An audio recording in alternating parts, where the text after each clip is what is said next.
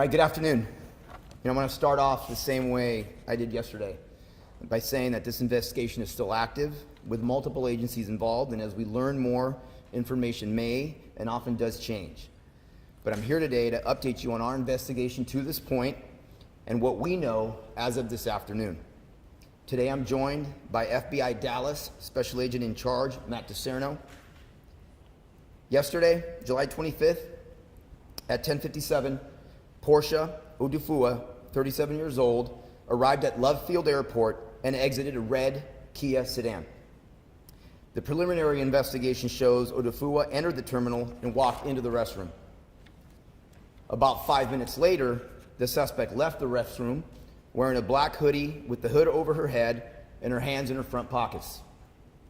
The suspect walked from the bathroom to the Southwest Airlines ticketing area and says she has an announcement to make.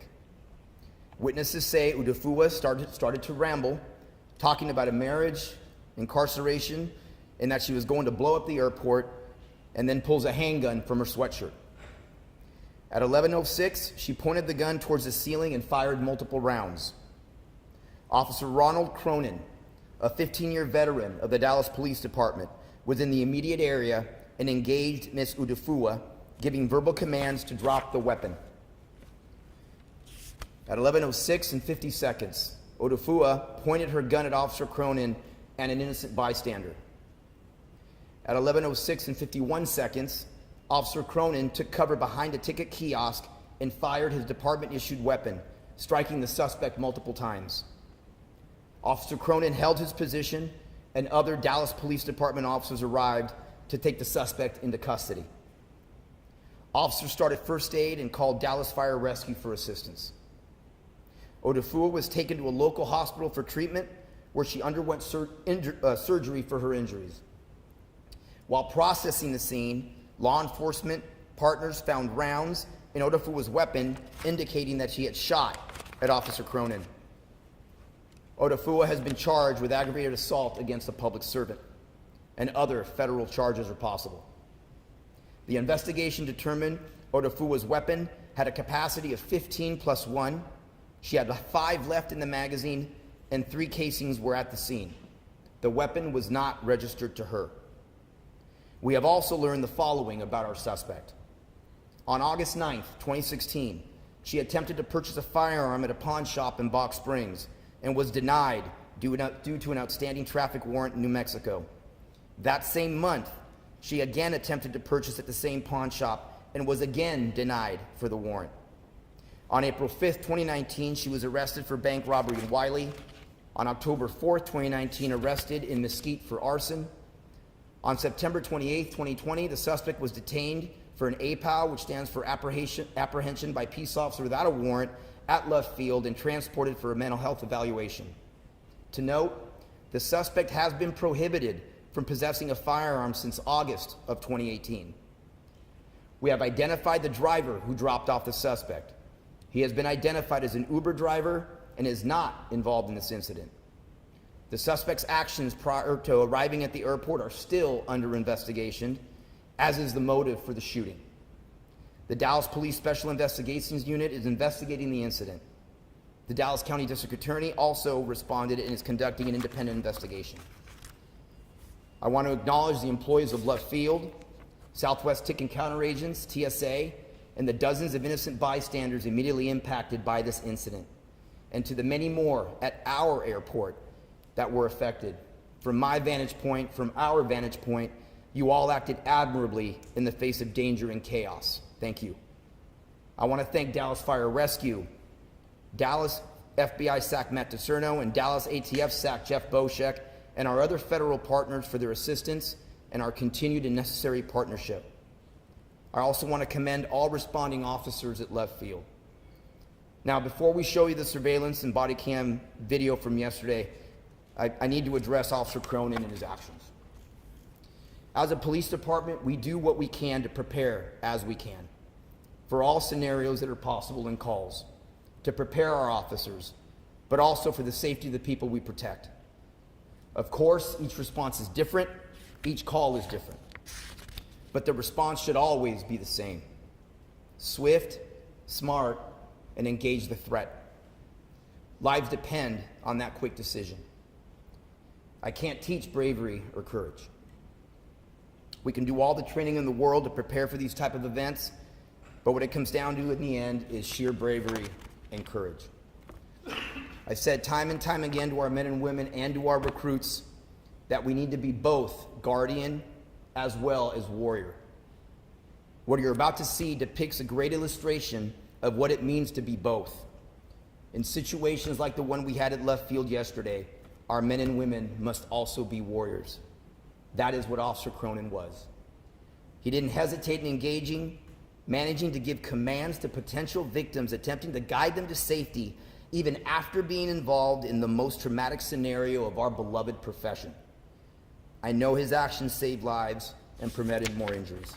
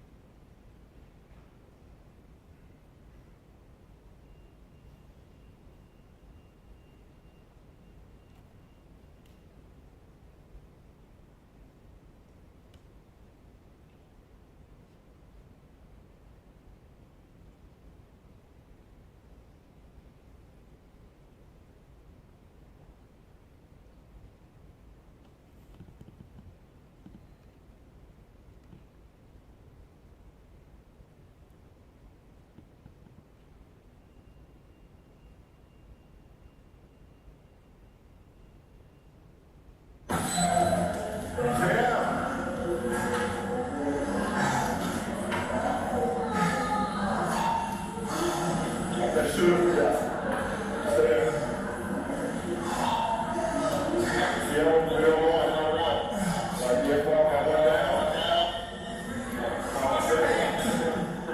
your hands down, we can see. Stay right there, stay right there. Don't move. Back up, back up, back up. We got it. We hold again. Hold again. Don't move. Get back. Get back. You got deep right here. Okay, listen. Okay. Hold on. Hey. Stay up. What are you doing? Hey. Give me two. Give me two. Give me two. Give me two.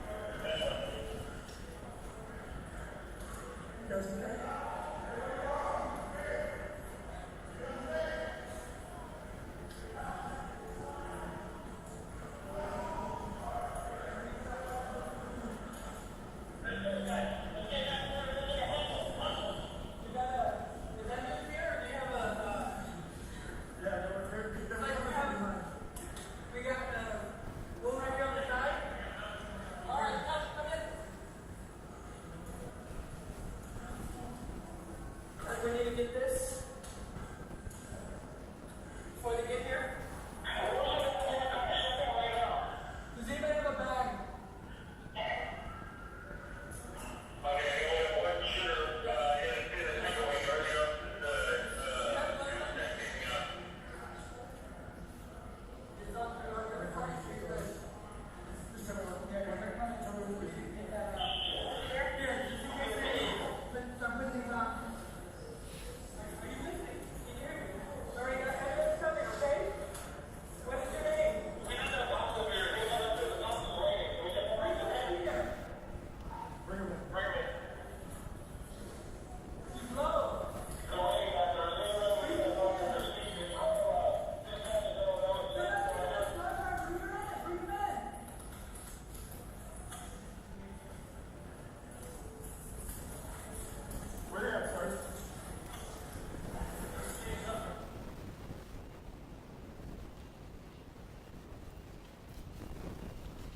All right, so with that, we'll open up to questions.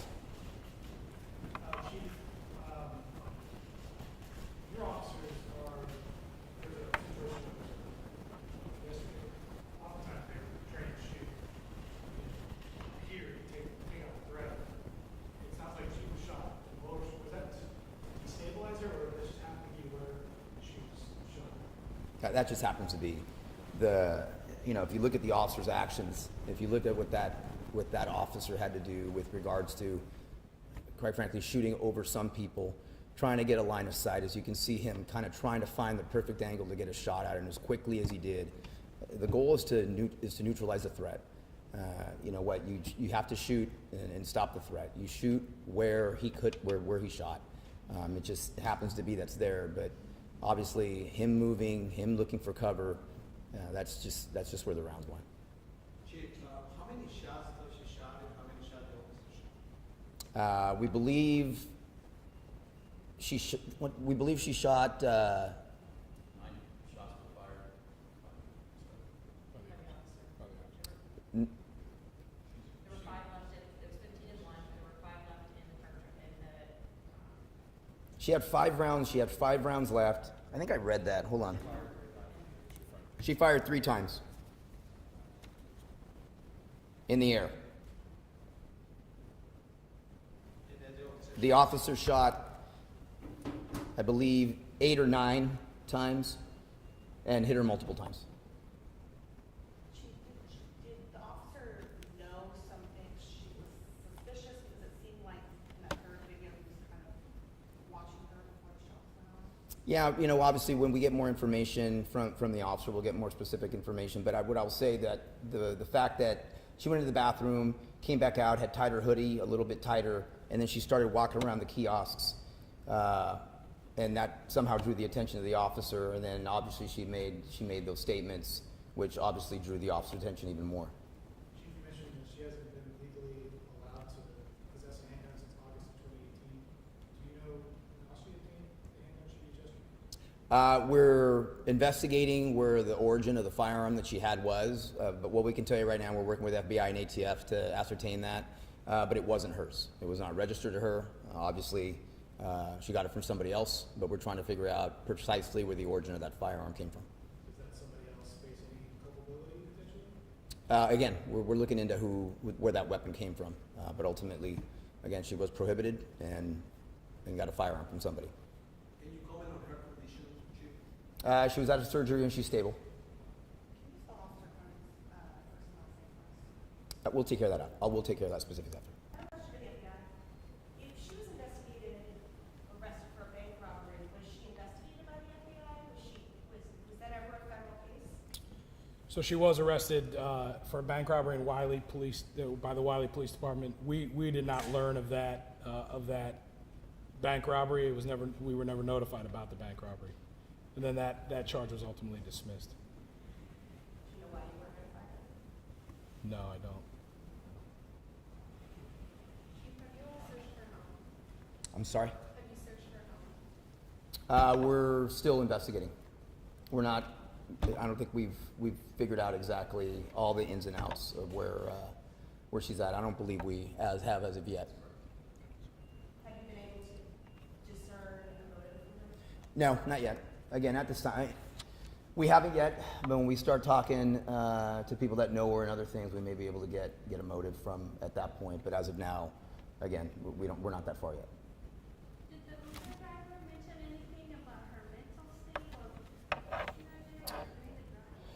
or You know what? I believe he thought something was peculiar, but nothing specific. But again, Uber driver, dropping somebody off, I mean, it's Were all the officers there, are they stationed in left field? Is that their regular beat? most of them, yes. We do have some overtime officers that work there, but most of them are stationed there. And Officer Carter? Yes. Where were those other officers located, the ones that came in to support? Looked like there's one out near the C parking garage and some. Yeah, they're all throughout the terminal. They're all placed throughout. Specifically, we don't really know specifically where they were, but they all came from throughout the airport. were they aware about what was that he kind of pointed her out earlier in communication with the other officers? You know what? We haven't gotten that far yet with regards to that. It looks like he's doing something with his radio, but we haven't gotten that far yet. It happened so incredibly quickly.